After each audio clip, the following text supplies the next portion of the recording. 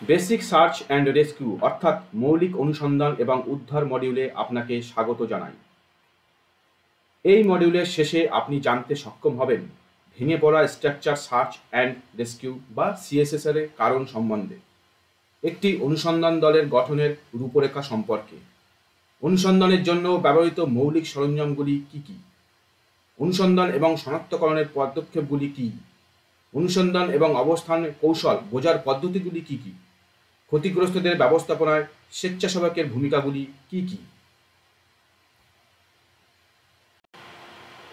ভেঙে পড়া structure search and rescue বা সিএসএসআর হল কাঠামোগত ধসের ঘটনায় নিরাপদ অনুসন্ধান এবং উদ্ধার অভিযান পরিচালনা করার একটি ক্রিয়াকলাপ। স্ট্রাকচারাল পতন ঘটতে পারে রিএনফোর্সড এবং আনরিএনফোর্সড গাঁথুনি বা কংক্রিটের ব্যর্থতার কারণে।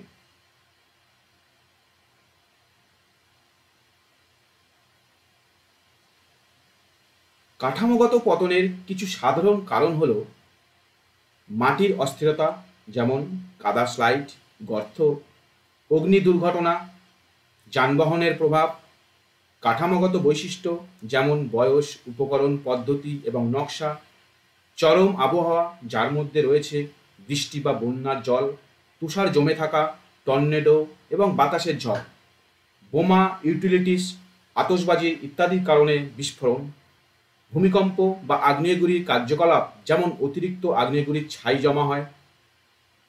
এরপরে আসুন ধ্বংসস্তূপের নিচে আটকে পড়া লোকেদের সন্ধান ও শনাক্তকরণ সম্পর্কে শিখি।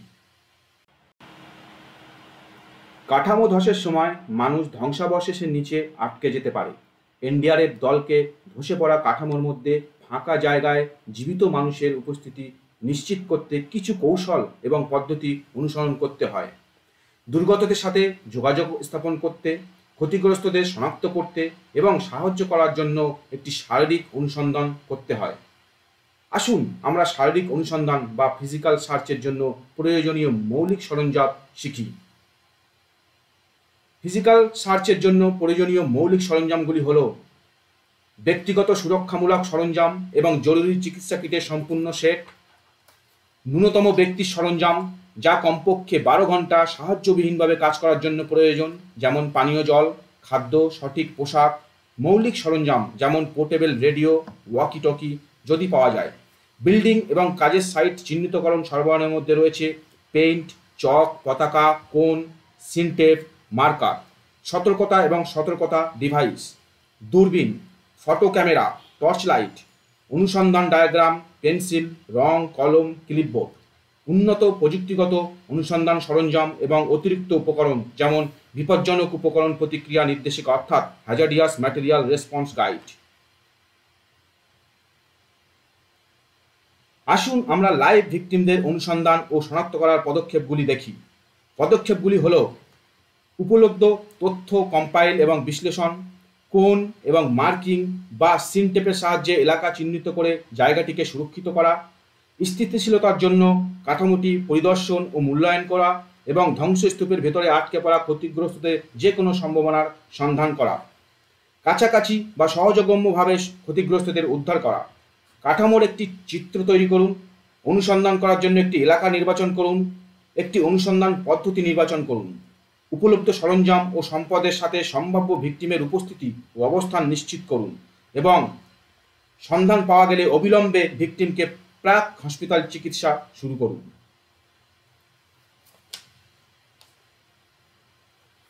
সার্চ অপারেশন দুই ধরনের হয়, সেগুলি হল দ্রুত অনুসন্ধান এবং ব্যাপক বা গ্রিড অনুসন্ধান। আরও জানতে প্রতিটিতে ক্লিক করুন। উপরের পৃষ্ঠে বা সহজে অ্যাক্সেসযোগ্য ফাঁকা জায়গায় জীবিতদের উপস্থিতি শনাক্ত করার জন্য দ্রুত অনুসন্ধান চালানো হয়। এটি সম্পন্ন করে আক্রান্তদের দ্রুত শনাক্তকরণ, ঘটনাস্থলের মূল্যায়ন যার মধ্যে সংগঠিত তথ্য রয়েছে, উদ্ধার কার্যের সমস্যাগুলি জানতে সাহায্য করে। এটি উদ্ধার পদ্ধতিকে অগ্রাধিকার দিতে সহায়তা করে।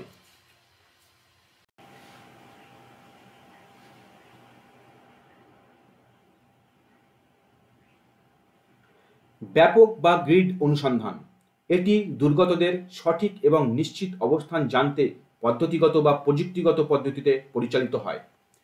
একটি বিস্তৃত বা গ্রিড অনুসন্ধান হল এটি একটি পুঙ্খানুপুঙ্খ ও পদ্ধতিগত অনুসন্ধান, অতিরিক্ত অনুসন্ধান, বিকল্প অনুসন্ধান সরঞ্জাম ও পদ্ধতির ব্যবহার। অনুসন্ধান অভিযান চালানোর জন্য বিভিন্ন অনুসন্ধান পদ্ধতি উপলব্ধ রয়েছে। সেগুলি হলো ফিজিক্যাল ভয়েড সার্চ বা শারীরিকভাবে ফাঁকা স্থান অনুসন্ধান, হেলিং সার্চ বা দূর থেকে আওয়াজ দিয়ে অনুসন্ধান, লাইন অনুসন্ধান এবং কুকুরের সাহায্যে বা ক্যানাইন অনুসন্ধান। চলুন আমরা বিস্তারিতভাবে সেগুলো জানি।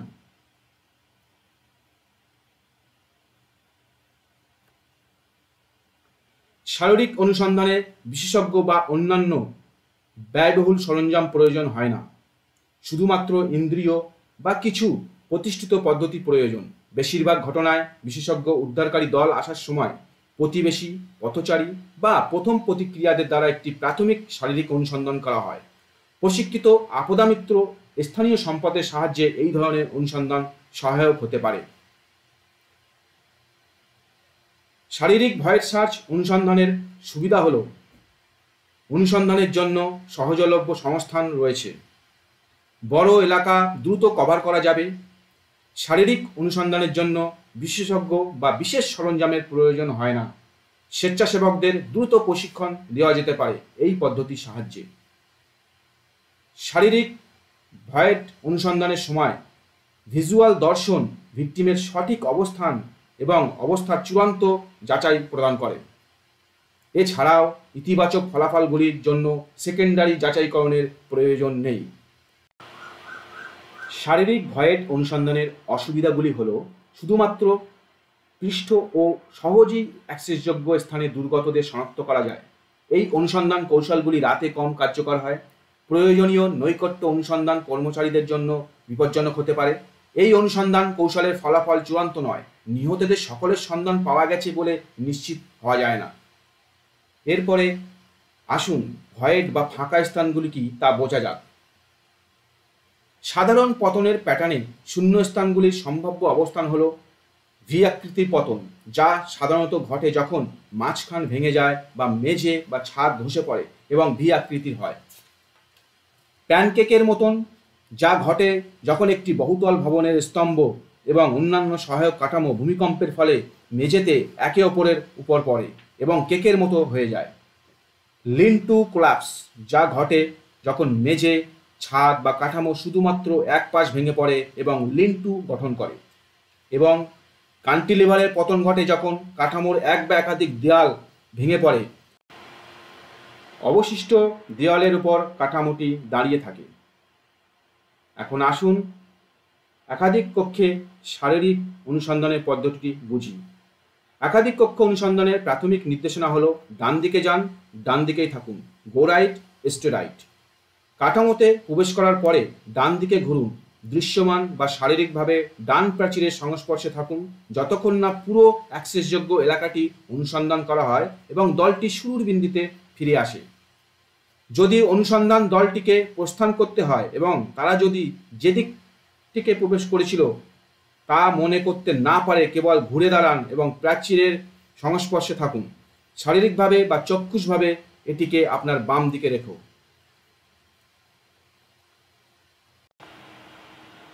এখন হেলিং অনুসন্ধান কিভাবে সঞ্চালিত হয় তা শিখি। এই অনুসন্ধানে উদ্ধারকারীরা ধসে পড়া কাঠামোর চারিপাশে ঘড়ির কাঁটার দিকে বা ঘড়ির কাঁটার বিপরীত দিকে ভিকটিমের অনুসন্ধান করে। তারা জোরে ডাকে বা মেগাফোন ব্যবহার করে। সব অনুসন্ধানকারী তারপর প্রতিক্রিয়া শুনে নির্দেশাবলীর সম্ভাব্য প্রতিক্রিয়ার দিকে নির্দেশ করে। যদি একাধিক উদ্ধারকারী শব্দটি শোনেন, তবে তারা যেদিকে নির্দেশ করবে সেই দিকে শব্দের উৎসের উপর ত্রিভুজ হবে।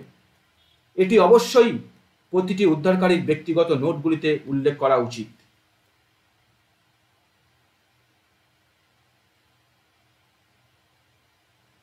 এলাকার একটি মোটামুটি স্কেচ এবং শব্দের উৎসের দিকটিও স্কেচটিতে চিহ্নিত করা আবশ্যক। জোরে ডাকা ছাড়াও অনুসন্ধানকারীরা প্রতিক্রিয়া জানাতে ধ্বংসাবশেষের উপর শক্ত, সাধারণত ধাতব কিছু দিয়ে ঠক ঠক শব্দ করতে পারে। আসুন জেনে নেই হেলিং সার্চ পদ্ধতির সুবিধাগুলি কি কি। দ্রুত বৃহৎ এলাকা কভার করতে সক্ষম। সহজলভ্য উপকরণের সাহায্যে এটি সম্ভব। হেলিং অনুসন্ধানের জন্য বিশেষজ্ঞ বা অন্যান্য ইলেকট্রনিক সরঞ্জামের প্রয়োজন নেই। স্বেচ্ছাসেবকদের সাহায্য পাওয়ার জন্য তাদেরকে দ্রুত প্রশিক্ষণ দেওয়া যেতে পারে। অনুসন্ধানকারীরা দুর্গতদের অবস্থানের উপর দ্রুত ত্রিভুজ করতে পারে। আপেক্ষিক নিরাপত্তার অবস্থান থেকে দিন বা রাত্রে হেইলিং অনুসন্ধান করা যেতে পারে। এই পদ্ধতিটি মেগাফোন এবং ইলেকট্রনিক লিসেনিং ডিভাইস ব্যবহার করে উন্নত করা যেতে পারে। আসুন হেইলিং অনুসন্ধান পদ্ধতির অসুবিধাগুলি দেখি। সময়ের সাথে সাথে ভিকটিমদের অবস্থার অবনতি হওয়ায় এর কার্যকারিতা হ্রাস পায়। ভুক্তভোগীদের অবশ্যই স্বীকৃত শব্দ করতে সক্ষম হতে হবে। প্রায় ধসে পড়া কাঠামোর মধ্যে চাপা পড়ে থাকা ভিকটিমদের দ্বারা তৈরি শব্দগুলি বাইরে পৌঁছায় না এবং তাই উদ্ধারকারীরা শুনতে পায় না। এই অনুসন্ধান কৌশলের ফলাফল নির্ণায়ক নয় যে সমস্ত দুর্গতদের অবস্থান পাওয়া গেছে। জীবিতদের সঠিক অবস্থান চিহ্নিত করতে অতিরিক্ত অনুসন্ধান কৌশলের প্রয়োজন হতে পারে। এখন বড় জায়গায় লাইন অনুসন্ধান সম্পর্কে শিখি। একাধিক পার্টিশন সহ অডিটোরিয়াম, ক্যাফেটেরিয়া এবং অফিসগুলিতে লাইন অনুসন্ধান পদ্ধতি ব্যবহার করা হয়। 3 থেকে 4 মিটার দূরে খোলা এলাকা জুড়ে একটি সরল রেখায় অনুসন্ধান দলের সদস্যদের দাঁড় করান। ধীরে ধীরে পুরো ধ্বংসস্তূপ এলাকা দিয়ে অন্যদিকে হাঁটুন। লাইন সার্চ পরিধির প্রান্তে থাকা দলের সদস্যরা সরানোর জন্য গো রাইট স্ট্রেইট পদ্ধতি ব্যবহার করুন। পদ্ধতিটি বিপরীত দিকে পুনরাবৃত্তি করা যেতে পারে। ক্যানাইন অনুসন্ধান বিশেষজ্ঞ ক্যানাইন দল অর্থাৎ কুকুর ও তাদের হ্যান্ডেলারদের দ্বারা পরিচালিত হয়। এটি হলো সবচেয়ে কম সময়ের মধ্যে বৃহৎ এলাকায় আটকে পড়া ক্ষতিগ্রস্তদের শনাক্ত করার সর্বোত্তম উপায়। এরপরে আসুন আমরা ভিকটিম ম্যানেজমেন্ট সম্পর্কে শিখি।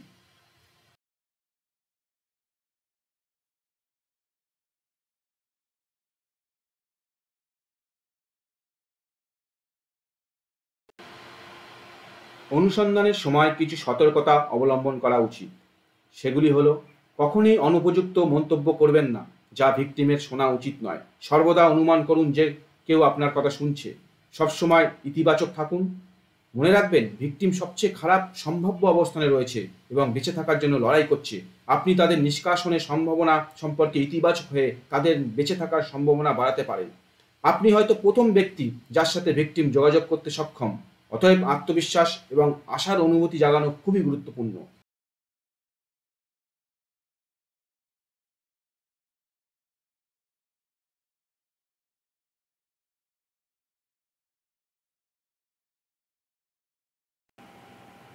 এরপরে চলুন জেনে নেওয়া যাক একটি লোকেটেড ভিকটিমের সাথে প্রাথমিক যোগাযোগের জন্য অনুসরণ করার প্রক্রিয়া সম্পর্কে। একটি লোকেটেড ভিকটিমের সাথে প্রাথমিক যোগাযোগের সময় প্রথম বাধাটি হলো ভাষার বাধা। এটি শনাক্ত করা এবং অতিক্রম করা খুবই দরকার। তারপর নিজেকে উদ্ধারকারী হিসেবে চিহ্নিত করুন। সঠিক শব্দ ব্যবহার করে আপনার কণ্ঠে আত্মবিশ্বাস ও সান্ত্বনার ভাবনা জাগান। প্রদত্ত তথ্যগুলি সংগ্রহ করুন।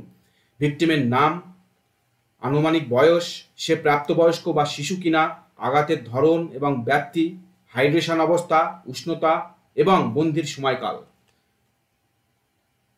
ধ্বংসাবশেষের নিচে আটকে পড়া ক্ষতিগ্রস্তদের ইম্প্রোভাইজড সার্চ ইকুইপমেন্ট দিয়ে খুঁজে বের করা যাবে। একটি মেরুতে লাগানো একটি মাইক্রোফোন সহ স্টেথোস্কোপ এবং রেকর্ডারের মতন শব্দ শনাক্তকরণ যন্ত্রের সাহায্যে এগুলি শনাক্ত করা যায়।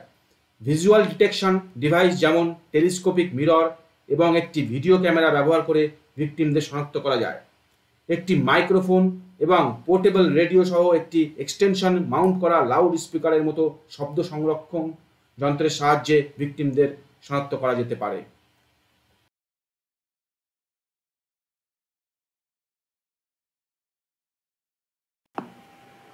এবার আসুন স্বেচ্ছাসেবকের ভূমিকা সম্পর্কে জেনে নিই। স্বেচ্ছাসেবকরা প্রধান উদ্ধারকারীদের ম্যানপাওয়ার সহায়তা প্রদান করে। তারা অনুসন্ধান এবং উদ্ধারে নিয়োজিত প্রতিক্রিয়াকারীদের পানীয় জল সরবরাহ করে। স্বেচ্ছাসেবকরা ধ্বংসাবশেষ পরিষ্কার করতে সাহায্য করে। স্বেচ্ছাসেবকরা গবাদি পশুর যত্ন নিতে সাহায্য করে।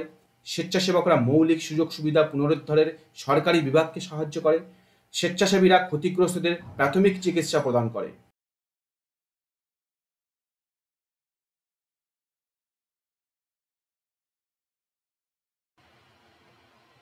এই মডিউলে আলোচিত মূল বিষয়গুলি জেনে নেওয়া যাক। সংহত কাঠামো অনুসন্ধান এবং উদ্ধার হল কাঠামোগত ধসের ঘটনায় নিরাপদ অনুসন্ধান এবং উদ্ধার অভিযান পরিচালনা করার জন্য একটি অপারেশন।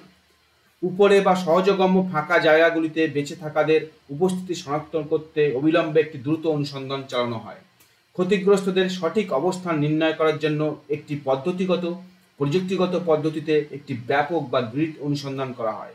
একাধিক রুম অনুসন্ধানের জন্য একটি প্রাথমিক নির্দেশনা হলো ডান দিকে যান, ডান দিকে থাকুন, গো রাইট, স্টে রাইট। একটি কেনাইন অনুসন্ধান বিশেষ কুকুর এবং তাদের হ্যান্ডলার দ্বারা কুকুরের দল পরিচালনা করা হয়।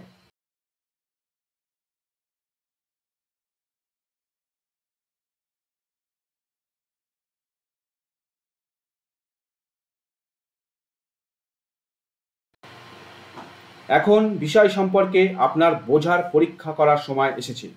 এটি একটি মূল্যায়ন অনুশীলন। প্রতিটি প্রশ্ন সমান নম্বরযুক্ত। পরীক্ষা পাস করার জন্য আপনাকে কমপক্ষে 60% স্কোর করতে হবে। প্রশ্নগুলি মনোযোগ সহকারে পড়ুন এবং উপযুক্ত বিকল্পগুলি নির্বাচন করুন।